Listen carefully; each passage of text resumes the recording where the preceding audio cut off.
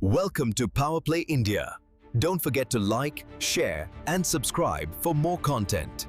नमस्कार दोस्तों, power play India पर आपका स्वागत है। दोस्तों 20 जनवरी 2026, लोकेशन बीजेपी हेडक्वार्टर्स दिल्ली। प्रधानमंत्री नरेंद्र मोदी पोडियम पर आते हैं और पूरे देश के सामने एक हैरान करने वाली बात कहते हैं। पार्टी मैटर्स में नितिन नबीन मेरे बॉस हैं, मैं सिर्फ एक कार्यकर्ता हूँ। हाँ, आपने सही सुना, प्रधानमंत्री नरेंद्र मोदी जी का बॉस। आखिर कौन है ये 45 साल का लीडर जिसने जेपी नड्डा को रिप्लेस किया है और नरेंद्र मोदी का भी बॉस है? आज के वीडियो में हम डिकोड करेंगे बीजेपी के नए जनरेशनल पिवट को, समझेंगे और उनका 2030 का मास्टर प्लान। दोस्तों सबसे पहले बात करते हैं इस ऐतिहासिक मौके का। बीजेपी ने अपना ओल्ड गार्ड चेंज करके एक मिलेनियल लीडर को कमांड सौंपी है। ये डिसीजन अचानक नहीं लिया गया, ये मोदी जी और अमित शाह जी का पिछले 10 साल का एक सीक्रेट प्रोजेक्ट था। एक ऐसी लीडरशिप तैयार करना जो अगले 20 से 30 साल तक पार्टी को चला सके। मोदी जी का स्टेटमेंट कि नबीन मेरे बॉस हैं, ये सिर्फ ह्यूमिलिटी नहीं है, ये एक स्ट्रेटेजिक सिग्नल है कि सरकार आनी जाती रहती है लेकिन संगठन सुप्रीम रहेगा। आज हम बात करेंगे कि कैसे नितिन नबीन 2026 के बंगाल इलेक्शंस और साउथ इंडिया के मिशन को हैंडल करेंगे। दोस्तों सबसे पहले बात करते हैं कि ये इंसान है कौन, नितिन नबीन है कौन। वो बीजेपी हिस्ट्री के सबसे यंगेस्ट प्रेसिडेंट हैं। उन्होंने नितिन गडकरी का रिकॉर्ड भी तोड़ दिया। इनका जन्म 1980 में रांची में हुआ। इसका मतलब समझिए, इन्होंने इमरजेंसी का दौर देखा ही नहीं, इन्होंने 90s का लिबरलाइजेशन और इंटरनेट रेवोल्यूशन देखा है।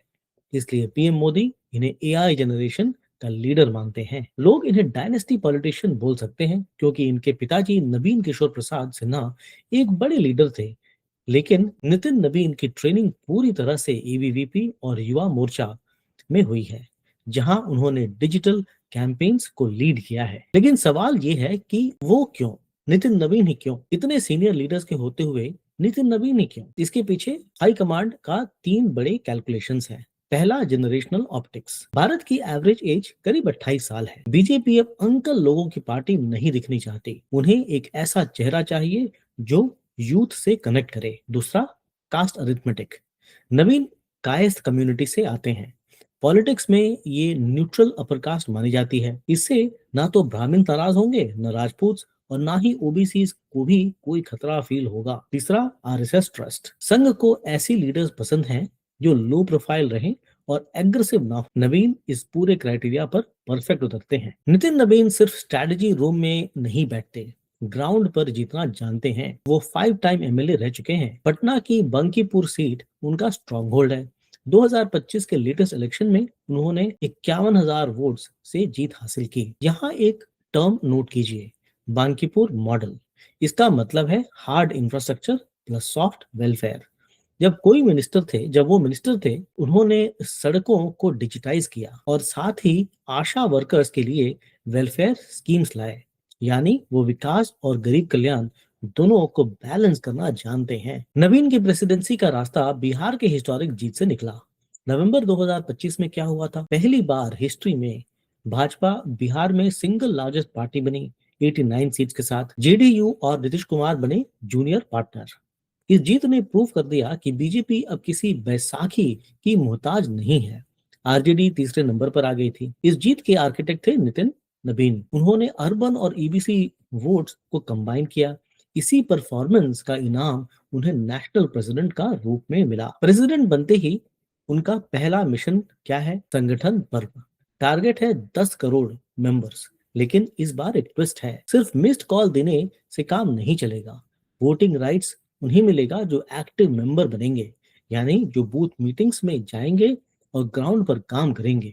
नवीन का कहना है पॉलिटिक्स स्प्रिंट नहीं मैराथन है, इसलिए वो विस्तारक यानी फुल टाइम वर्कर्स को वीक सीट्स पर भेज रहे हैं जो वहां 2 साल तक कैंप करेंगे। अब आते हैं सबसे बड़े दंगल पर, वेस्ट बंगाल 2026। प्रधानमंत्री मोदी जी ने कहा है कि the Ganga flows from Bihar to Bengal, मतलब बिहार की जीत का फॉर्मूला अब बंगाल में लगाया जाएगा। लेकिन वहां एक बड़ा विवाद चल रहा है एसआईआर लेकर, special intensive division. Election commission ने बंगाल के करीब 1.25 करोड़ वोटर्स को फ्लैग किया है लॉजिकल डिस्क्रिपेंसीज के नाम पर। यानी इन वोटर्स के डेटा में गड़बड़ है। टीएमसी कह रही है कि ये बैकडोर एनआरसी है गरीबों को हटाने के लिए। बीजेपी कह रही है ये घोस्ट वोटर्स और इन्फिल्ट्रेटर्स हैं। ये 2026 का सबसे बड़ा मुद्दा बनेगा। नवीन के आने से स्ट्रैटेजी में क्या बदलाव आया हो? पिछली बार यानी 2021 में बीजेपी ने बहुत एग्रेसिव हिंदुत्व कैंपेन किया था जो फेल हुआ। इस बार स्ट्रैटेजी है डेटा ओवर नॉइस। क्योंकि नवीन बिहार से हैं, वो सीमांचल और बंगाल के हिंदी स्पीकिंग एरियाज को बेटर समझते हैं। वो बिहारी कैडर्स को बंगाल के बॉर्डर डिस्ट्रिक्ट्स में डिप्लॉय कर रहे हैं ताकि बूथ मैनेजमेंट स्ट्रांग हो सके। टारगेट अब रिलीजियस पोलराइजेशन से ज्यादा करप्शन और लॉ एंड ऑर्डर पर है। चलिए अब साउथ इंडिया चलते हैं। तमिलनाडु में एक नया ड्रामा शुरू हुआ है। बीजेपी ने वापस एआईएडीएमके के साथ अलायंस कर लिया है 2026 के लिए। अमित शाह ने रियलाइज किया कि अकेले जीतना मुश्किल है, लेकिन सबसे बड़ा एक्स फैक्टर है एक्टर विजय और उनकी पार्टी टीवी के। विजय अभी इंडिपेंडेंट है। अगर वो वोट काटेंगे तो किसका काटेंगे? डीएमके का या एआईएडीएमके का? एआईएडीएमके का। नवीन का फोकस है कि एआईएडीएमके के साथ मिलकर किंग मेकर बना जाए, ना कि सीएम बनने का सपना देखा जाए। केरल में गेम थोड़ा अलग है। यहाँ बीजेपी क्रिश्चियन कम्युनिटी को टारगेट कर रही है। आइडिया बड़ा सिंपल है। एलडीएफ और यूडीएफ दोनों मुस्लिम वोटर्स के लिए फाइट कर रहे हैं। बीजेपी चाहती है कि हिंदू प्लस क्रिश्चियन का एक नया सोशल अलायंस बने। इश्यूज जैसे लव जिहाद और इकोनॉमिक स्टैग्नेशन को यूज करके नवीन केरल के एजुकेटेड मिडिल क्लास को अट्रैक्ट करना चाहते हैं। इलेक्शन के अलावा नवीन के सामने दो बड़े चैलेंजेस हैं। पहला, one nation one election. Cabinet ने इसे अप्रूव कर दिया है। अब नवीन को रीजनल पार्टीज को मनाना पड़ेगा। पार्टी स्ट्रक्चर को परमानेंट कैंपेन से बदलकर साइमल्टेनियस वॉर मोड में लाना होगा। दूसरा, डिलिमिटेशन। 2026 के बाद सीट्स बढ़ने वाली हैं। साउथ इंडिया डर रहा है कि उनकी सीट्स कम न हो जाएं क्योंकि उन्होंने पॉपुलेशन कंट्रोल किया है। नवीन को इंश्योर करना होगा कि साउथ इंडिया कहीं दूर न चला जाए। दोस्तों, नितिन नवीन का इरा शुरू हो चुका है। उनके सामने बड़े बड़े टेस्ट्स हैं। बंगाल को जीतना है, साउथ इंडिया में एंट्री करना है, वन नेशन वन इलेक्शन जैसे रूल्स को लागू करवाना है। वो बॉस तो बन गए हैं, लेकिन क्या वो मोदी शाह के शैडो से निकलकर अपनी लेगेसी बना पाएंगे? ये देखना बड़ा इंटरेस्टिंग होगा। आपको क्या लगता है दोस्तों, क्या बीजेपी 2026 में बंगाल जीत पाएगी? कमेंट सेक्शन में यस या नो लिखकर हमें बताएं। इसके साथ ही पावर प्ले इंडिया देखने के लिए बहुत बहुत शुक्रिया। वीडियो अगर पसंद आए तो लाइक, शेयर और सब्सक्राइब जरूर करें। हम जल्द दोबारा मिलेंगे। Thank you. Welcome to Power Play India. Don't forget to like, share, and subscribe for more content.